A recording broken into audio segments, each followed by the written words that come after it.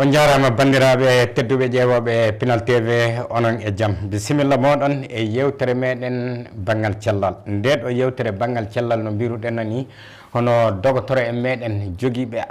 ande du ande kertiɗe woni hono koɓe jogui e banggal dogotoroyako o haaloɓe ɗum fulfulde laaɓude tal ɓen ɗon woni ɓen noon de terna e oɗon nokku fa battodira hakkille hakkude meɗen e mabɓe ɓe cifano en no ñawuji ɗi gorri so wonmo Allah ardinɗini ñaw o tawi ana wawi famude ɗum law dogaya to mabɓe kamɓe dogotoro en ɓe law no hemra safari ñaw muɗum o ɗum ɗon wonno hono immade yewtere nde fof fa en fuu keɓen safari ɗum ɗon wonno hono immade yewtere nde aywa ɗum ne e yewtere nde ana waɗa e ley suudu meɗen télé Pinal TV ñande asawere fof wakkati 10 heures ñande asawere fof wakkati 10 heures oɗon mbawi hedde nde ɗo yewtere e ley suudu meɗen Pinal TV aywa e dow majjum e bandiraɓe on calminama sanne bisimilla moɗon hande en keeɓi dogotoro meɗen mo mbowɗen hedde mo tampata haaɓata eɗen andanimo du e darde makko nde sanne e banggal yewtere meɗen nde Dr Saydou LY o haalani en ɗo o jeeya o haalani en alqadara jande makko e darde makko e ley leydi ndi enen du en jii darde makko e leñol ngol saabi de ko jewte meɗen ɗe puɗɗi e ley Pinal TV en jawaymo fey e andal makko ngal e yarrade du yoppude haaji muɗum fof tawdede e meɗen wakkati fof ɗum ɗon yo moƴƴere mawde nde Allah waɗani en nde kanko Dr Saydou LY o waɗani en eɗen kani yettirdemo ɗum sanne Dr Saydou LY assalamu aleykum. Wa aleykum salam wa rahmatullah Diallo Boori Diallo bisimilla maɗa Dr Saydou LY a jarama sanne de docteur hande du a yoppi haaji maɗa fa wari tawdede amen ɗo e vraiment min beltima e majjum sanne aɗa wawi salminde bandiraɓe fa naate e yewtere nde. jarama Boori en jetti Allah ɗum ɗo ko yettore Allah no fewi par ce que bandiraɓe ma e yimɓe leñol ma nodduma pour ya ar kaala ko ganduɗa e gandal pour ha yimɓe keeɓa hen nafoore ɗum ko hunde mawde ɗum sanne bisimilla maɗa Dr Saydou LY aywa bandiraɓe e ngalan e yewtere meɗen nde hande en kaalan e dow ñaw ɓurɗo fuu tampinde hande e ley leydi meɗen ndi en kaalan e ñaw mo enen jaati eɗen ñakora faamu muɗum sanne ko saabi de ñaw o so Allah ardinguini o cukalel na debbo cowiɗo na baaliki donkitinɗo mo yaawi yaadude e muɗum sanne ka ɗum fu e tawede so cukalel na goɗɗum na fay jokolle so ñaw o wonɗo ana yetto e muɗum eɗen mbiya ɗum yo jungo noon eɗen mbiya ɗum yo maani noon eɗen mbiya ɗum yo goɗɗo noon homo woni on ɗon ñaw haya fay en cendatama e ñawuji goɗɗi duude ñaw jonte ɓuuɓal ko ɓuri hewde yimɓe ɓe ana anditira ɗum ɓuuɓal woɓɓe du ana mbiya ɗum jonte aywa woɓɓe ne mbiya ɗum keefi Allah andi joni ka hoɗum woni exactement ñaw o jaati e fulfulde nde enen ka ɓuuɓal ɓurɗen anditinde ɗum ay joni docteur o kañum woni anduɗo banggal ñaw o kanko woni mo gara tennal lannodirde ɗum fuu e garam famude ɗum hande ka ko ɓuri fuu hertanade banggal yewtere nde ko saabi ko yewtere nde waɗade si en nani ko docteur o haali fuu jaɓen eyo sabi joni neɗɗo cawrowoma sa jaɓali ko cawrowoma o haali fuu aɗa wawi nadde ala haali goɗɗo ɓurɗo fuu ana ɓuuri ñaw o bonde kana jaɓa ko docteur o haali ko nden se keeɓa jaam jaɓen ko anduɓe ñaw anduɓe cafaje ɓe kaali ko nden watta so keeɓen cellal meɗen ngal heddo ayo jaati bisimilla moɗon bandiraɓe e yewtere nde Dr Saydou LY bisimilla maɗa joni ana haasi Allah sakiraɓe paami ko ñawmo kalten e muɗum docteur ñaw ɓuuɓal onon paali woni hono ko mbiyaton ɗum mimi nanta tubakure e ñaw ɓuuɓal hande si en mbi en kalan haala ñaw paali ɓuuɓal o ñaw o jaati exactement ñaw ɓuuɓal ko o woni hoto jaati o nangata ɓi adama hoto jaati ñaw ɓuuɓal o watta attaque ɓi adama ɗo nangata ɗo jaati hoto noon hoore na koyɗe na e ɓernde na heeñere na hoto jaati o yaawi fuu o nangata neɗɗo na ko o woni ñaw o jaati ko woni Diallo Boori Diallo a jarama wadde juste une petite présentation toujours ko docteur Saydou LY walla Saydou Oumar Sy min komi néphrologue kono haade wonde néphrologue mi jangui médecine général ko ɗum waɗi mi jaaɓi arde wadde oɗo émission mone haala kono wiye ñaw paludisme ɗum woni enen mbiya ɓuuɓol e pulaar voilà donc komi enseignant chercheur aussi à la faculté de médecine ko donc de passage ñaw ɓuuɓal se daari ñaw ɓuuɓal woɓɓe ne mbiya ɗum jonte woɓɓe ne mbiya ɗum keefi voilà mbiya jontineje ñaw ɓuuɓal o on nokkuji fof kala ɗo ƴiijam bani adama wawi yettade ñawo tampere mum caɗele mum ne wawi yettade ɗon sa daari ñaw ƴiijam o addatamo ko hunde woteren toon ne wiye moustique e mbiyata ɓowɗi eyyi ɓowɗi ɗi so ngati bani adama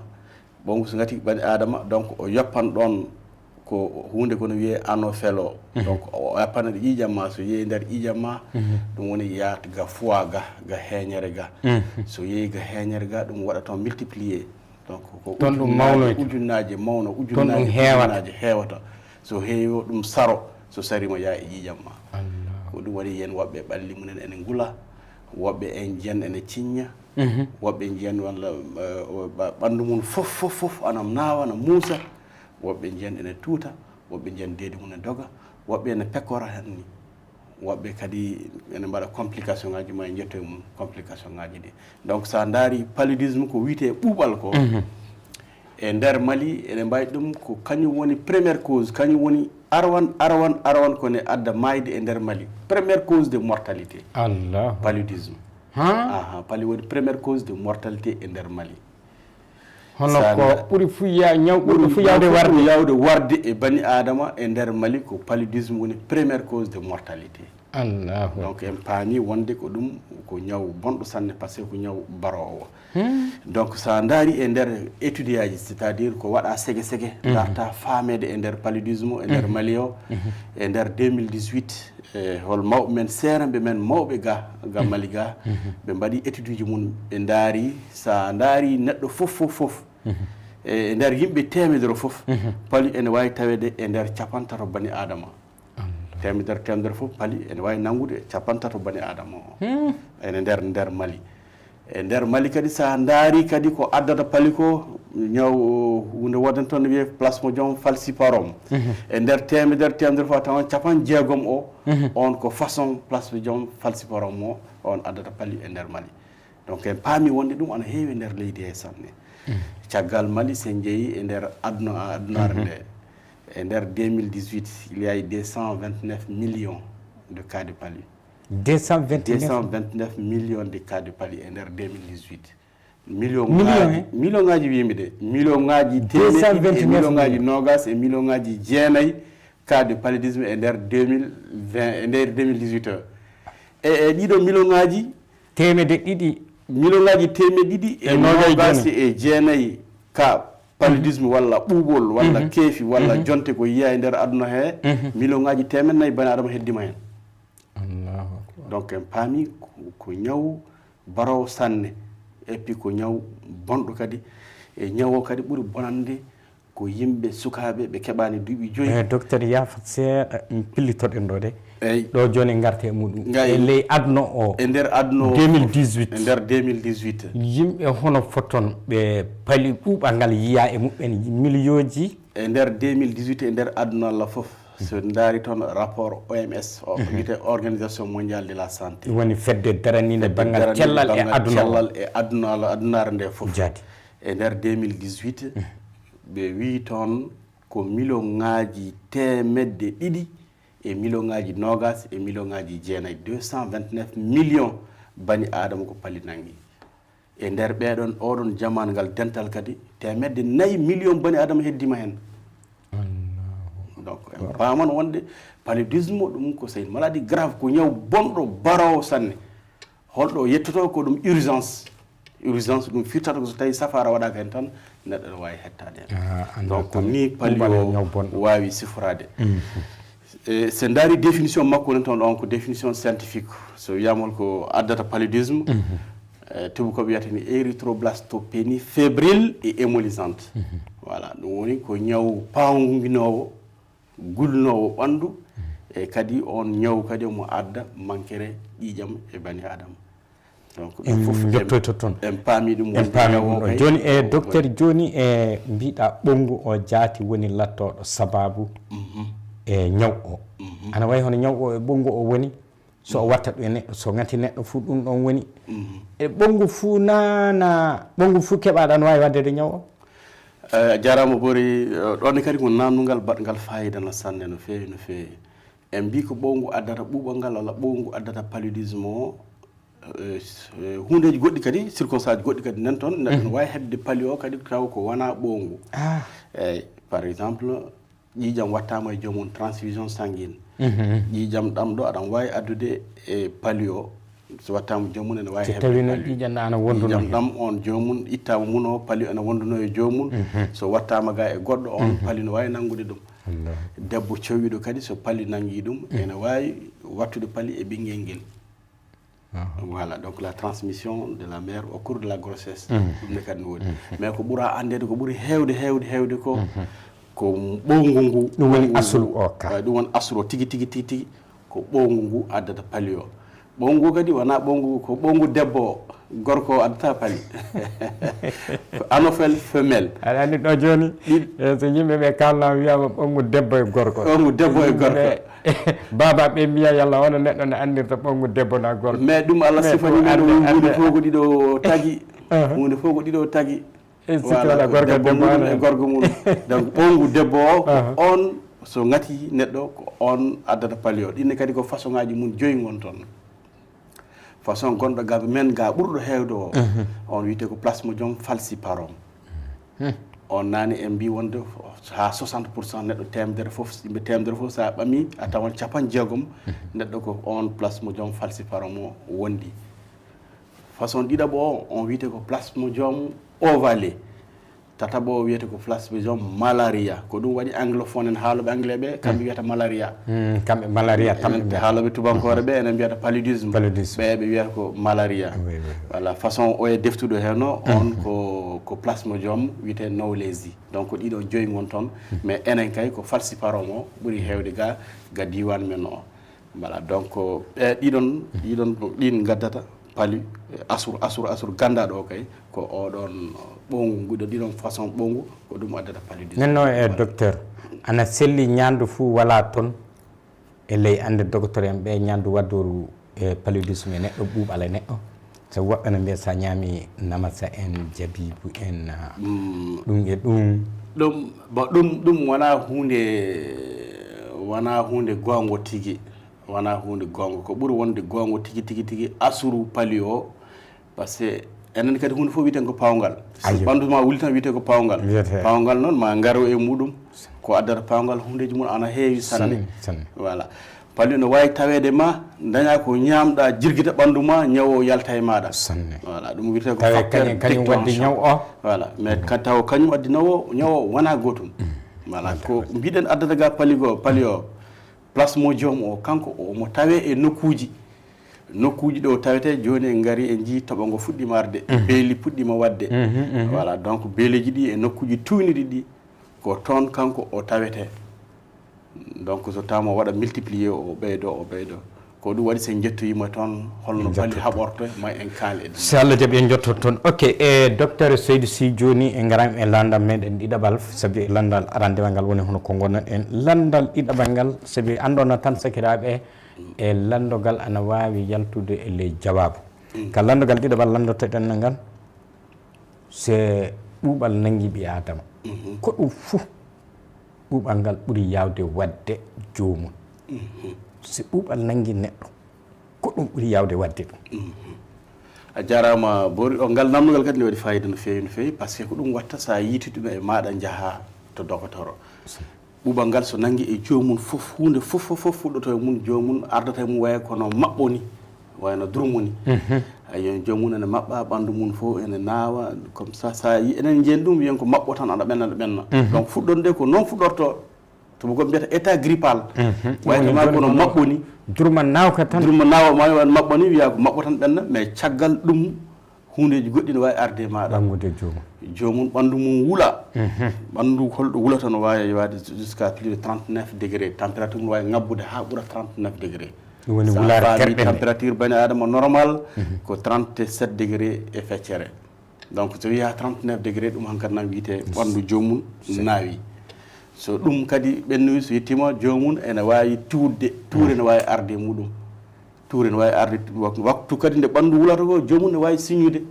a yani wiye janngol yani janngol signi janngol ko caggal ɗum ne kadi hol maale gollo ɓuuɓol kadi ko arata e jomum ko nande ɓandu mum wayno musani ko nande reedu mum wayno dogde ni mais ko ɓuri wonde kay lasruɗe ɗo maale ɗe ko ɓandu wularu ndu ɓandu so wuli tan hankkadi nam jomum wayno cingowo ni walla wayno jonte ni hande ɓandu wula janngo samara balɗiɗi baltati kadi delto saɓora ɗum woni mbiya jontinoje jonte paale minen jonte walla paale gaynanɗe jonte paale donc ɗum fof koye muɗum jeeya ɗum woni e omo wawi tawede o jontaɗo beetay o minen mbiyata jontaɗo ayyo e fulfulde aɓe masinani ayyo omo wawi jontede beetay o tawi so kikiɗe waɗi tan kikiɗe ari santa ɗum ko fuɗɗode nde won tan so yeehi ha ɓooyi oɗon waktu ɗo waktu tuure are jomum ɗo so tawi dañaka ko waɗa e safara mum hana wawi wadde compliqué ɗum complication ngaji e jiyan ɓuuri hewde nanngude ko sukaɓe jan sukaɓe ɓe mbayano faɗɗoɓe ni e jogui ɗon terme uji ɓe mbiya ko sondu walla ɓe mbiya ko e jottoto ɗon donc jomum wawi faɗɗade jomum ne wawi addude complication ngaji ko nande ɗum ɗon wawi faɗɗade tigui waɗa perdre conscience mum donc woɓɓe kadi ɗum heewi nanngude ko surtout ko sukaɓe kañum e yimɓe nayeɓe voilà kañum e rewɓe soyiɓe ɗum wiyete les cas de paludisme grave ɓeɗo kamɓe kala nde paali are mabɓe hayso ko simple watte considéré jatete ko paali grave ko safara paludisme grave watte so ɗum kadi ɓennuyi ene wawi addude hay woɓɓe ni ene mbawi hay signude mbaɗa convulsion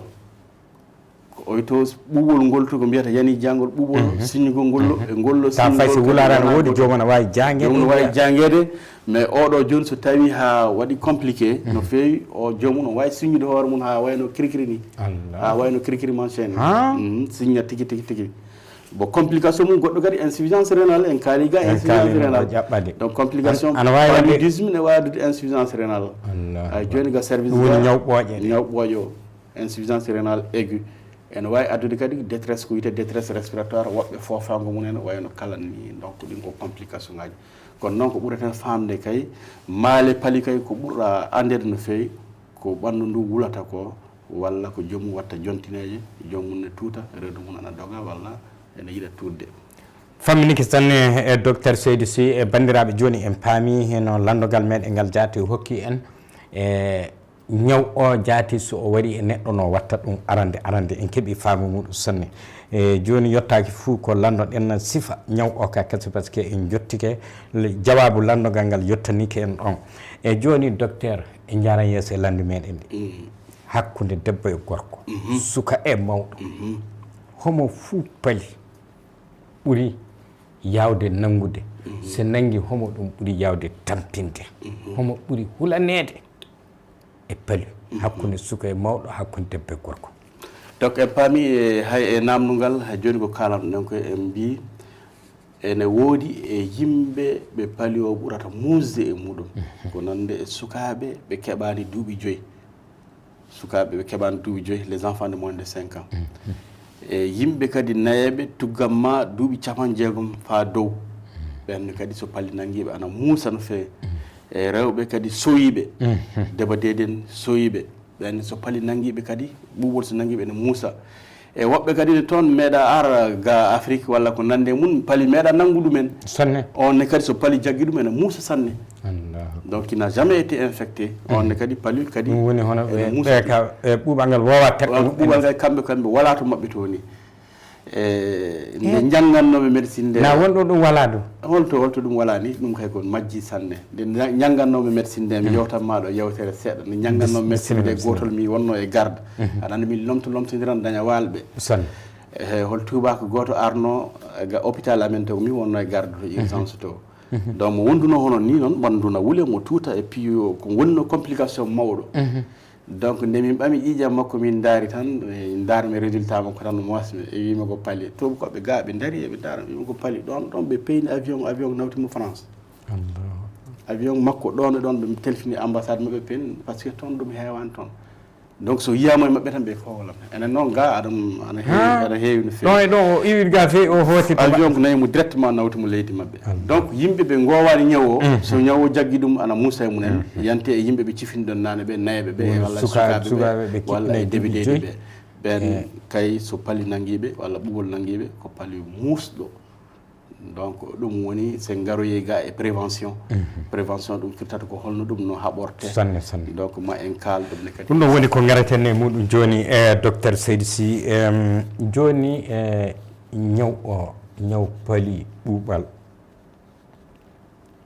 se ɗum nangui neɗɗo wonko ɗum bonnanta ɗum hono fay so tawi ɗum heddoraki jomum wonko ɗum wawi ñannude e yoga e terɗe neɗɗo yalla est ce que ana wawi laatade sababu fa bonna hakkille muɗum jomum heddo hakkille o bonɗo nana wawi warde jungo ngo nana wawi bonnude gorgu gorko na hoɗum est ce que wonko ɗum wawi ñannude e terɗe ɗi adama a jarama Bori donc ɗum ɗo koye nder complication ngaji ɗi wiyete paludisme o ɓuɓɓol so tawi heeƴi e jomum no fewi no fewi enen ga menta en jen jomum wiyane dogani a yiyan woɓɓe ne kippa mbiyaɗe doga ene jalta ha nangue tigui ko pali watta ana waɗa ɗum pali ana waɗa ɗum pali ne waɗa ɗum ha fa imman majje tigui ummo wiya ana doga ene waɗa ɗum ay ɗum kam minen kandi waɗi fo joni min mbiyan na ladde wiyen ga ɓalede walla ga jungo walla taw pali jaati ene wawi wadde ɗum holno ɗum heƴirta jomum ne wawi dogde ha fa nangue donc en mbi kadi complication ngaji ko nande convulsion en mbi jomum ne wawi suñide ha wayno kirkiri ni bon ɗum ne kadi ne wawi ɗum hunde ko wiyete séquelle donc ene wawi addude probléme e nder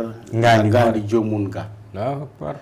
e séquelle kadi hundeji goɗɗi ɗon mbi so jomum heeɓi insuffisance rénale insuffisance rénale o soko tawi andaka law walla safraka law ene wawi yaade ha dialyse ɗum woni ñaw ɓooƴe ɗen ene wawi yaade ha dialyse woɓɓe ne keddo hay dialyse ni comme ça donc keeɓa probléme ɗum foof ɓuuɓal ngal ana wawi ɓuuɓal ana wawi wadde ɗum ɗon foof donc comme en mbi kadi complication ngaji ɗi ko nande manquere ƴiƴam manquere ƴiƴam kadi so andaka law holɗo yettoto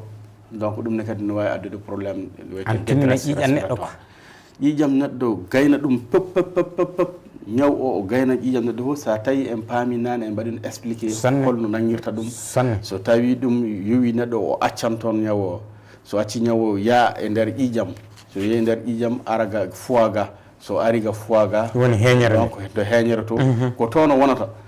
donc o jibina toon fa heewa kulle heñirde nokkude goɗɗo fetta so fetti o yaa e nder ƴiƴam kadi kulle ƴiƴam ɗam ɗe kadi o naata e nder mum kadi toon kadi o waɗa multiplié donc o fettinan ƴiƴam ɗam ko ɗum no manquere ƴiƴam ɗam jomum so manquere ƴiƴam nangui ɗum ene wawi addude détresse respiratoire naddude wiyete décompensation cardiaque ko nande mum donc en paami pali o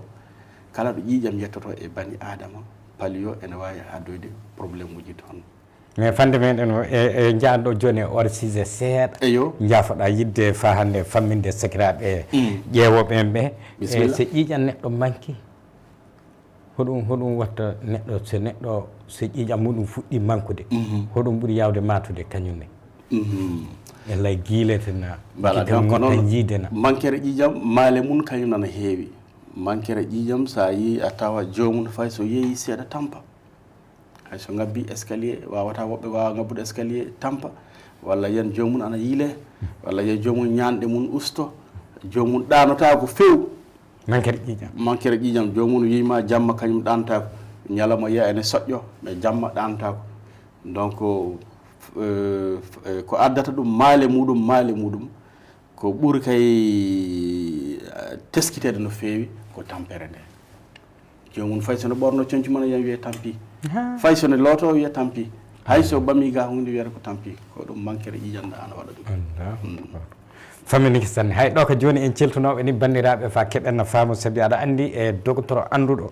yo alime noon quoi e hunde foof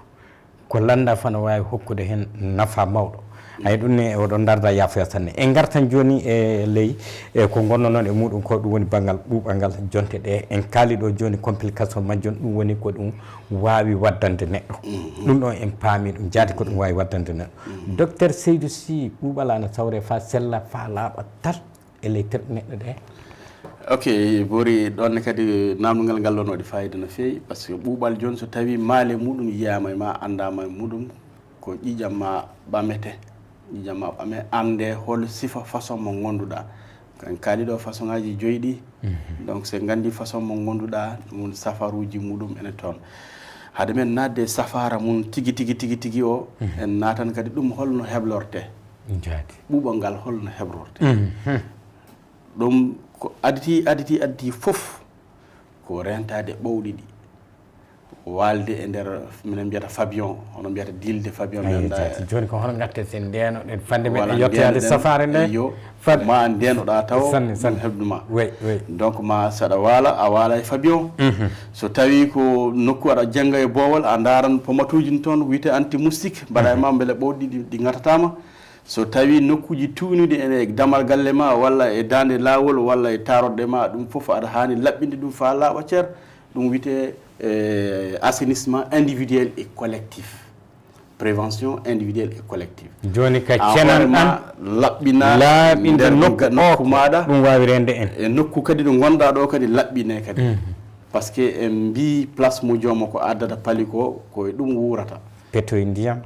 tundeɗam huɗeji ko nande mum donc ɗum ene walla e safara muɗum no feewi mais docteur enen ga eɗen mbawi laaɓude fa tawe ana tiiɗi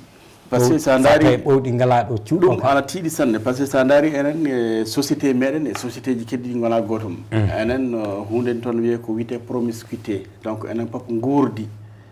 taroɗo men ko gotum ñamɗo men ko gotum leɗɗe men ko gotum laabi men ko gotum enen pop guurdi donc non gurduɗen hen donc laɓɓinde nokkuji men ana tiiɗi kono ko ɗum ɓuuri moƴƴude e meɗen so tawi ko banggal to toon kadi to heblade paali o en jii e nder leyɗele goɗɗe koɓe mbaɗa utilisé ko wiyete insecticide e nder laabi walla e nder galleji e nder wuuro ɓe pompa ɓe pompa kala ɗo tuyli woni ɓe pompa ɗum ko ussude fay ga e ɗum watteno e wakkati watteno ga mais joni mi sikki ɗum min kam wayride ɗum kadi voilà to rewɓe to sowiɓe to kadi ɗum ne kadi paali o omo heble toon ene jogui e waktu eɓe kokke leɗɗe palu pour ɓe jara ɗum donc à partir du premier trimestre soɓe jeeyi ha deuxiéme trimestre kadi grossesse maɓɓe ɗum kadi so woɗɗoyi kadi eɓe kokke leɗɗe palu kadi ɓe jara ɗum pour so tawi ɓe fawe jibinde so tawi palu ene heeɓinoɓe oto heɓde ɓinguel nguel bon ɗum ko wiyete ko protection prévention individuelle et collective soko tawi kadi ko goɗɗo jiɗɗo ɗannade e iwi nokku ɗo paali o heewani omo yaa e nokku goɗɗo ɗo paali o heewi on kadi hunde ko wiyete chimioprophylaxie on kadi mo hokke leɗɗe paali taw so yettoyima toon omo yara ɗum paali o wawata nangude walla hay so nanguimo musata mo wawi hokkede leɗɗe hokke leɗɗe taw so yettima ga hay so tawi o heɓdani paali omo wawi yarde leɗɗe ɗe hay so tawi walla hen o yara ɗum beele ɗum so tawi nanguimo musata walla yarata tawi tampintama tan ɗum ko prévention wiyete sen naate safara muɗum tigui safara mum tigui paali ana woodi ana safre ana sella ana gasa mais paali probléme mum ɓuuɓol de naati e tubankore nde seeɗa ayo ɓuuɓol ngol probléme muɗum no wondi so nanguima wona nanguima tan wonde wonta nangue so nanguima ne wawi nanguiddema ana wawi sawrede hande sawrede hande yontere kadi so tawi ɓowɗi gattima so lewru gati ɓowɗi gatima ɗi tampinima heewe ƴiƴam ɓandu ma paali ne wawi nangudema gongol kadi ayo donc ça n'entraîne pas une immunité définitive ñabbul goɗɗi nan toon so nanguima lawol goto wonta nangue aduna mais paali wona noon donc ɗum woni rentade ɓowɗi ɗi rentade ɓowɗi ɗi no feewi ɗum rentade o ɓuuri woni safare arande safara muɗum no feewi no feewi e ko nande kadi e rentade walla heblade ɗum so tawi kadi en guitti ƴiƴam ittama e neɗɗo ne foti wattede donc foti waɗede ko segue ƴiƴam ɗan daare est ce que ɗam alda e palli walla ala wonde paali so tawi no wonde ƴiƴam ɗan ɗo wonde paali soko tawi ko ala e sago ƴiƴam ɗam watte e jomum donc ɗonne kadi safara paali ene wawi hokkede jomum beele woto ñaw o tampinoyde jomum voilà ɗum ko prévention d'une façon globale façon globale ɗum holno heblorte joni se gari e safara muɗum tigui safara nde tigui sa daari guila e 2018 walla guila 2015 l'OMS ɗum woni organisation mondiale de la santé fedde daraniinde cellal e nder Winndere nde donc hol médicament ji koɓe kokki ko wiyete les combinaisons thérapeutiques d'artémisinine oɗo ngollo konngol haalde ngol anna metti sanne donc ɗum woni minen mbiyat ɗum les CTA les CTA donc les combinaisons thérapeutiques d'artémisinine ɗeɗon ko so tawi ko fuɗɗode paliɗo tan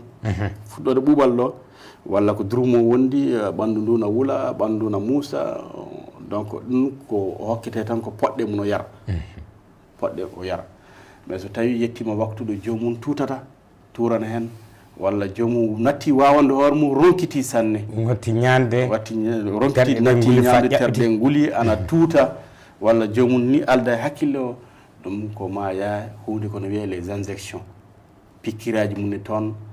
e ko wiyete artesunate on e nder 24 heures protocole uji mum ne toon 24 heures o kay ɗum ko darota ko ni heure uji jeetati fof o watte ha timma 24 heures so tawi tuure nde darima so tawi o heɓti hakkille makko wawi ɗum o wawi windene ɗe poɗɗe ɗe o yara ɗum kadi ha balɗe tati kadi timma haɗata e ɗon en kaali complication ngaji wiyaɗi ɗi complication ngaji wiyaɗi ɗi soko tawi ko manquére ƴiƴam adde jomum ko ma watte ƴiƴam wajibu ma watte ƴiƴam soko tawi ko insuffisance rénal adde jomum ko ma watte ndiyameje walla ko nande complication insuffisance rénal ɗum ne kadi ko jomum cafro rein o onne kadi ko ma toon yaata onne kadi ko ma o yahan toon jomum ɓawmo soko tawi kadi ko kooma hoore mum no wondi donc alda hakkille makko ko paɗɗiɗo tigui ɓenne kadi neurologue en ko nande guiɗa landoure en neurologue en ɓenne kadi place mabɓe ana toon donc so tawi kadi ko détresse respiratoire ɗen ko réanimateur ɓenne toon woni hono so fofango woni hono ko ene yaa ene arta ɓenne kadi yimɓe spécialiste toon wiyeteɓe réanimateur ko kamɓe kadi donc holɗo ñawo yettoto ko une prise en charge multidisciplinaire ɗum fitata ko yimɓe heewɓe jannguɓe hundeji kewɗi ceertuɗi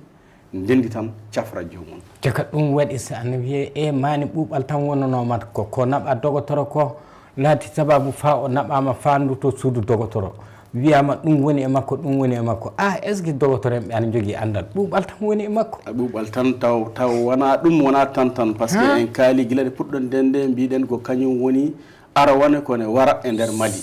première cause de mortalité au Mali c'est le paludisme sa famille e nder kulle safaruji men ko kalɗen ɗo ko eɗen joguino toon lekki hiiɗgui ko wiyeteno chloroquine walla niwakine famille en kalani ɗum par ce que leyɗele goɗɗe nen toon ɗum joni koko yoppa sanne e nder safara paludisme niwakine en chloroquine en ɗum ɗon foof mais kinimax ene waɗe utilisé fa joni e safaruji paludisme kinimax e pikkiraji watte kinimax balɗe tati walla ko nande mum kinimax mais ɗum foof joni nena dara yoppede par ce que andama kinimax jomum pikkama ana muusi sanne ana muusi soko waɗama e sérum kadi woɓɓe nan toon adda hunde ko wiyete hypoglycémie ene gayna sukara bani adama nen donc ñawne ga goɗɗum yanti hen ɗumne kadi ko caɗele ko ɗum waɗi OMS wi yo yimɓe jaa ko wiyete les dérivés d'artémisinine les dérivés d'artémisinine artesunate hande ko ɗum woni traitement de première ligne ɓuuɓol nden safara woodi hande nden safara woni première ligne ko waɗa actualisé kay joni safara gonɗo dow cafaraji pali fof dow cafaji ɓuuɓal fof kayre woni do oɗon artesunate o voilà mais docteur vaccin fuu wala e ɓuuɓal ngal no ngal foti warde hande fuu vaccin fuu heɓanaka ɗum hono tawe ko sakkoto ñaw o pati o nanga neɗɗo tawno pikkiri mum ko nande muɗum ko mbiyata vaccin ko namdal ngal da waɗi fayida sanne no feewi par ce que daari e nder ga to hôpital to Ponge to nokkun toon no wiyete malaria service kamɓe ko vaccin ɓe goni e gollude golle muɗum ene jeeya e nder laboratoire uji ɓurɗi mawnude e nder aduna ene ɓuura duuɓi nogas e ɓeɗa darta vaccin donc hundeji ko wiyete les candidats vaccin candidat ji vaccin ana toon mais o saa joni hande ɗo gonɗen ɗo vaccin mum wala sanne paludisme vaccin mum wala kono yade candidat e ɓena e golla yo Allah yaafo yurmo professeur am mino jangguini minen ko amen wiyete professeur Ogo Bara Dumbo voilà équipe mabɓe ena ga to service to université faculté de médecine to joni ko professeur Jinde woni gardiɗo oɗon service eɓe golle no feewi ɓe jokkodiri américain en donc walla vaccin palu beele ɗum ne wawa heɓede beele ma en mbawa heblanade ñaw o taw ɓeydota ko no feewi walla hay so ɓeydim no feewi taw musata no feewi donc ɗum eɓe golle muɗum kono waktu gonɗen ɗo vaccin voilà donc ɗum firtata ko rentade ɗum tafo ɗum ɓuuri famminike sanne docteur Saydou Sy dabare fuu hende woni nde onon dogotoro en ɓe e laamu leydi ndi ɓamuɗon banggal paludisme e leydi ndi landugal ɗiɗaɓal ngal oɗon andi tama onon dogotoro e Mali ɓe oɗon andi alqadara ko ɓuuɓal ngal latto sababu muɗum e ley hitande wiide cukoloyi go o yaade duuɓi 5 rewɓe sowiɓe na hono mawɓe nayeɓe ɓe donc ɗum ene anda sa daari e gouvernement laamu Mali eɓe mbaɗi en place hunde wiyete programme national de lutte contre le paludisme le PNLP on programme ko hunde ɓoyde ana woodi on programme ko ceerno amen goɗɗon toon professeur Menta Dawda Menta ko kanko ardino oɗon programme ɓe golli hen hundeji kewɗi e affaire e safara paludisme sa daari kadi gouvernement Mali men 2017 et 2018 ɓe mbaɗino paludisme wonti safara mum woni no mere sukaɓe ɓe keɓani duuɓi 5 les enfants de 0 à 5 ans safara muɗum ko mere wonno 2017 ha 2018 donc c'était gratuit sa daari kadi rewɓe kadi soyɓe ɓe kadi donc nokkuji goɗɗi kadi safara muɗum eɓe kokkitano leɗɗe palli kadi taw ko mere ko gouvernement watta ɗum subventionné voilà donc ɗum ene jeeya e gouvernement ko waɗi e affaire ɓuuɓol ngol e palli o e namdal ɗiɗaɓal ngal ko namne ko fatidi e sukaɓe walla e mawɓe walla so tawi hakke muɗum ene anda e nder hitande ko pali o jaati latto sababu en jii toon kadi e nder ko waɗa ségue e nder 2018 en jii toon wawon taw waɗama actualisé document ji ɗi ma en dartuɗi e sukaɓe ɓe keɓani duuɓi 5 sa ko prévalence paludisme ko 18% wonno 18% prévalence paludisme e nder 2018 sukaɓe ɓe keɓani duuɓi 5 kono sa daari 18% sukaɓe ɓe keɓani temedere fof e nder sappo e jettonɓe sappo e jeetato ɓe a tawan ene wonde paludisme ko sukaɓe ɓe ɗum ko 2018 ko étude goto o wino noon kono sa daari e nder étude mawɗo mbaɗaɗo envergure nationale en daari palu ene tawe e nder temedere bani adama o pamɗa fof a tawan 50 paludisme ene wawi tawede muɗum nder temedere fof a tawan 50 bani adama paludisme ene wawi tawede donc ɗum ka rewɓe sukaɓe mawɓe fuu yimɓe fuu goni donc ɗum kadi sa daari c'est en fonction des régions ko région ngaji ɗi kañum e wakatuji ɗi sa daari kadi ndungu o paali o ɓurata hewde e diina ceeɗu o walla e diina dabbude o saabe ɓowɗi ɗi nokkuji goɗɗi ɓuuri wadde paali e diina nokkuji goɗɗi sa daari Bamako joni prévalence mum ko hedde 1% en mais nder nokkuji goɗɗi ko nande Sikasso en ko nande Kayi en ko nande ɗo ne wawi yaade ha 30%. Donc c'est en fonction des régions mais en paman kay wonde ɓuuɓol ngol kay vraiment ko ñaw bonɗo tigui et puis ko ñaw barowo tigui sababu ñawuji kewɗi goɗɗi nattoɗo sababu kadi complication ngaji ñabbuli kewɗi goɗɗi donc rentade mum ɗum ene waɗi fayida sanne mais ko o warata ni ele hitande ko warata e nder hitande hakke mum tan ga Maliga en mbawani yiide ɗiɗon dossier ji e nder Maliga ko warata hakke mum tan mais en jii kay e nder ko ndino wiyete e nder jangɗe e nder rasusuji paali o complication ngaji makko hay to debbo cowiɗo to omo adda avortement ji bonna reedu rewɓe men hewɓe nan toon a yiyan keeɓa lebbi cowo lewru lebbi ɗiɗi comme ça wiye reedu mum boni a taw ko paludisme grave ene wawi wadde ɗum woɓɓe nan toon kadi soɓe jibinoyi a tawan cukalel ngel ana famɗi petit poids de naissance voilà ɗum foof paludisme ana wawi wadde ɗum mais mortalité maternelle walla mortalité infantile paludisme donc chiffre exact ɗum en mbawani addude ɗum mais en paami kay wonde kañum woni première cause ko warata e nder Mali famminike sanne docteur joni docteur pali o joni hono no mbiruɗen nani onon docteur en ɓe jaati debbo cowiɗo na neɗɗo ɓolo jaaɗo docteur hono andirte pali ana e makko tawe ƴiƴa makko ɓamaka est ce que ɗo ana wawi andede si ƴiƴa neɗɗo ɓamaka docteur ana wawi famude gonga jaati pali woni e mani donc ɗum eɗen garta seeɗa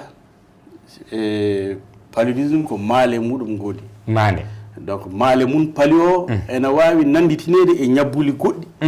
ñabbuli goɗɗi na toon taw ana wulna ɓandu neɗɗo taw ana tutna neɗɗo taw ana dogno reedu neɗɗo taw ana muusa ɓandu ma kadi taw ana adda kadi manquere ƴiƴam ɗiɗo ñabbuli kadi ana ngoodi ɗum wiyete ñabbuli nanduɗi e pali tobo ko wiyata diagnostic différentiel donc so neɗɗo ari e ma joni addima ko safara ko ma mi anda son teskiti mo jiyan miɗen namno ayo ñawo hodno waɗirtuma hokko teskiɗɗa e ma est ce que ɓandu no wula est ce que aɗa tuuta est ce que aɗa yontine est ce que no ara e ma subaka kikiɗe samta janggo arta ko ɗum ko docteur namnoto toon on garɗo ko foof wattata e gandal mum ɓama ƴiƴam so ɓami ƴiƴam hunden toon no wiye goutte épaisse ko ɗum pali darirte walla flotti mince ɗan ƴiƴam ɓamete so waɗi confirmé ko paludisme donc wiye ko paludisme par ce que ni tan e gandal ma mbiya tan cikka ko pali cafra pali taw goɗɗum na taw wawi won taw ko fièvre typhoïde sanne en wawi won taw kadi ko infection goɗɗo bactérien fébrile taw mo jiida e palu ni ko ɗum woni cafra safara muɗum samorani sellani taw jomum probléme mum wiye yeehi safroyade kono santani il faut que ɓama ƴiƴam ɗan ganda hande doctoragal ɗo yetti ɗo hunde foof safrirtake tan ni to hakkille ma ko ma mbaɗa sege sege darta ganda paama a o ñaw omo nande e oɗa yalli ko one walla ko oya safaruji ɗi gona gotum donc so tawi andama ko ɓuuɓol ko safara pali en mbiruno nani ni so tawi tuure ala hen ɗum ko poɗɗe tan hokkete so tawi ko tuure ɗum ko séromaji walla ko nande e pikkiraji jomum hokkete mais joni docteur ko saabi landugal ngal de e ley docteur aji meɗen gonɗe créduɗe wakkatiji kewɗi so yimɓe jeehi e docteur aji ɗe e hande ni e ley crédu o minen minen yimɓe ladde ɓe ka komin maari seeɗa fou min mbiyata goɗɗum ɓuuɓal tan woni komin mbiyata min dogan du min jaa docteur oje ɓurɗe ɓattade men ɗe docteur en wonɓe toon ɓeydu ko ɓuuri hewde ɓe ƴeewata ƴiƴanna goɗɗum so ɓe memi ga ɓe takki kulle ɗe ɓe gaɗi noppi maɓɓe tan ɓe bindanta soron ɓe ukka e maɗa ɗum ɗon wona farrati donc ɗum kadi ana wawi famnede par ce que sen daari kadi e nder Mali kadi ko wulnata ɓandu kadi ko ɓuuɓal ngal woni première cause de fièvre ko wulnata ɓandu bani adama ɓuuɓo so neɗɗo arema gaga Mali ga ɓandu mum no wula ko aɗa to arde hakkille ma foof ko paludisme par ce que pali o kañum kadi woni première cause de fièvre au Mali donc hundeji goɗɗi nan toon ko wiyete sege sege ko wiyete sémiologie sémiologie ko darde signe uji ɗi e symptôme aji ɗi woni mande par ce que pali hormum kañum hormum jogui maali mum sanne en jogui maali mum sanne so tawi wonɗa ko nokku ka docteur wonɗa ko nokku ɗo analyse wawa waɗede ɗum comme ça a yananama gay ko maali pali tigui wonɗo e tubakoɓe mbiyata a waɗan pesé risque o e bénéfice o sa andi safara mo kokkata jomum o ene nafa ɗum donc il faut peser le risque et le bénéfice soko ɗum nafoore makko ɓuuri wonde hen safru haade mum addude complication ngaji ɗi sa safri ɗum hankadi nam soko tawi safara o jomum waɗi répondre c'est à dire safara o samori e muɗum a darda addan jomum kadi batta jomum visite goɗɗo kadi elle signe uji gonnoɗi toon ɗi walla ɗi toon walla ɗi giwi so tawi ɗi giwi paama wonde ko pali cafruɗa ɗon mais so tawi a safri samoran tan darta e goɗɗum a dartan goɗɗum saabi hande o nokkuje kurɗe ana hen e docteur en les crédit o hewɓe ana hen ɓe jawa ɓamde ƴiƴam ko ɓuuri hewde fou e se minen wonɓe les crédit ngaji ɗi somin jeehi tan safare ni ɓe ɓuuri yawde hokkude soɓe ƴeewi ni ɓe dokkan safare woɓɓe ne mbaɗi hen sorom hono ɗe kulle banno ayi bon ɗum noon ɗum sen daari bon ha joni gouvernement état Mali ɓe mbaɗi fournide effort no fewi test uji goɗɗi nan tan ko wiyete les tests rapides les tests rapides du paludisme ɗum hande e nder Mali mi sikki wala fof to wala ko test ɓe ɗi tan ni ɓe ƴukkama ɗo seeɗa so ƴukkima seeɗa tan ɓe watta ɗum ɗo nde yonata wonata 2 minutes 1 minute 2 minutes taw ɓe andi so tawi ko pali woni ma walla wona pali woni ma fof ɓe mbawi famdude ɓe mbawi andude ɗum voilà donc eɓe pamnane no fewi kamɓe wonɓe nokkuji goɗɗuɗi ɗi hankadi nam ɗum ko sémiologie ɗum ko maale tan sifaji e maale ko ɗum gollirta sifaji e maale ko ɗum ɓe gollirta yo Allah wallu en e famminike he sanne he docteur e joni en jokkototo ɓuuɓal ngal ɓuuɓal ana raaɓa ko wona banggal no mbiruɗa ƴiiƴan so ittama e neɗɗo wattama e neɗɗo est ce que ɓuuɓal ñaw ɓuuɓal ana raaɓa ñaw ɓuuɓal ñaadude jomum ñaw ɓuuɓal raaɓata wona ñaw ndonu wona ñaw daaɓowo donc wona wonde jomum no wondi sa ñamdata e mum aɗa wawi ñamdude mum aɗa wawi yardude mum aɗa wawi kala gonka meɗe aɗa mbawi wondude mais wona ñaw daaɓowo daaɓowo mo mbiten daaɓowo ɗum kono mbiruɗen nanni ni oya gonɗo e paali so ƴiƴam mum ittama donc wattama e jomum wiyete paludisme post transfusionnel ene wawi hedde ɗum oya kadi ko cowiɗo paali nanguimo omo wawi wattude paali o e ɓiyi ko par ce que sa naari ƴiƴam yummira ɗo ko on ƴiƴam kadi yahata ene yani arta voilà donc suko o omo wawi hebde paali yumma ko ne wawi hokkudemo paali mais ɗum witake e ƴiƴam yumma voilà ɗum witake raaɓe ɗum wiyete ko transmission donc transmission materno fétal donc au cours de la grossesse ɗum ne wawi wonde walla transmission au cours de la transfusion voilà ɗum ne wawi wonde sona ɗum raɓata ko ɓuuri sellude hen kay lasɗi paali ko ɓoyngu ngu kalɗen nane ngu cifiɗen ngu ko ɗum addata paali o raɓata mais hande jaati docteur en Mali oɗon bemba ɓuuɓal ngal no woni e leydi ndi sanne est ce que ɗum wembi on onon docteur en ɓeena laamu leydi ndi est ce que ɓuuɓal ngal ana wembi on onon non ɗum ñaw ɓuuɓal o kanko ɓuuri warde est ce que omo wembi on sanne no fewi wona hono no ɓiɓɓe leydi ndi jogori par ce que joni so wiyama ɓuuɓal woni men jonte tan woni e makko eyo donc yimɓe keddaki teddininde ɗum donc tawni eɗen jogui no woodi sanne no woodi sa daari joni ñaw ɓuuɓal ngal c'est un problème de santé publique donc wona Mali tan donc o ñaw o wewni yimɓe fof o ummini hakkillaji yimɓeɓe fof c'est un problème de santé publique et puis e nder Afrique walla Afrique subsaharienne ko mayeleje ko kalɗen nane e nder aduna mayeleje ko maayi hen ko ɓuuri hewde hen ko nder Afrique et Afrique subsaharienne donc c'est nani nane en mbi gouvernement meɗen waɗi en place programme mo haalɗen no programme national de lutte contre le paludisme e gandan wonde kay donc ñaw o eɓe jaggimo no juuɗe ɗiɗi no fewi bon ko enen kay gowi tan so jawmum cellal wiyama ko paali woni enen en nanggata ɗum no jaati wiyete ko paali tan o wonde kono wona tan hunde kone wara wona tan donc eɗen mbaɗa profité pour mbaɗen lancé appel bandiraɓe men ɓe donc ene wawi wondema e jettoyi toon so jettima moto ñaw so jagguima ñaw tokoso pamorɗo foof voilà ñaw foof ana wawi warde neɗɗo aɗa wawi gagnade ɗo e junggo ma seeɗa wona saate ma sanne no mawna wonta infection wona fièvre naata e ɓandu ma wona septicémie wona choc wona heddima e ɗum ñaw fay goto fotani waɗede négligé ñaw foof ko ñaw mawɗo ñaw tokoso wooda sabu ñaw o dugaɗo développé e terɗe waɗa développé ɓeydoto yaade fattata so safara ala hen ñaw fattata waddan goɗɗo ɓeydata yaade donc adda goɗɗo on ne adda goɗɗo on ne adda goɗɗo ha donkita donc safrade ɗo wawti ɗo ɓuuri safrade ɗo ronkiti ɗo donc ñaw tokoso voilà no mbiruɗen nani naɓude hoore mum docteur ɓuuri naweede fammini ko sanne docteur aywa e nonni noon inchallah e joni docteur hono hen so tawi joni cukalel pamarel hono ko yimɓe ɓe mbiyata fondu na rewɓe sowiɓe ɓe sabi nane a haali ɗo e haala maɗa mbiɗa ɓuuɓal ana bonna reedu ana wadda avortement no fewi sanne ana laata sababu warde cukalel ngel du par ce que c'est avortement ka waɗi suka odo heddiki hen no fewi sikki wala mais suka jaati dimaɗo tawaɗo ɓuuɓal ana e muɗum ne hoɗum mbawɗen wiide e on ɗon ne joni dimdaɗo e ɓuuɓal ngal ɗo ɓenne kadi e nder nokkuji goɗɗi sa daari nokkuji goɗɗi ɗo jibinirgol woni foof a tawan pédiatre no toon pédiatre ɓen ko safara sukaɓe tan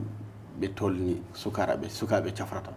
ɓen sukaɓe tan sukaɓe tan tawan cukalel ngel warde probléme tawi cukalel ngel arde probléme tan to ɓe guitti cukalel ngel arde probléme walla jibinama arde probléme tan directement pédiatre en toon sal makko ko toon nayete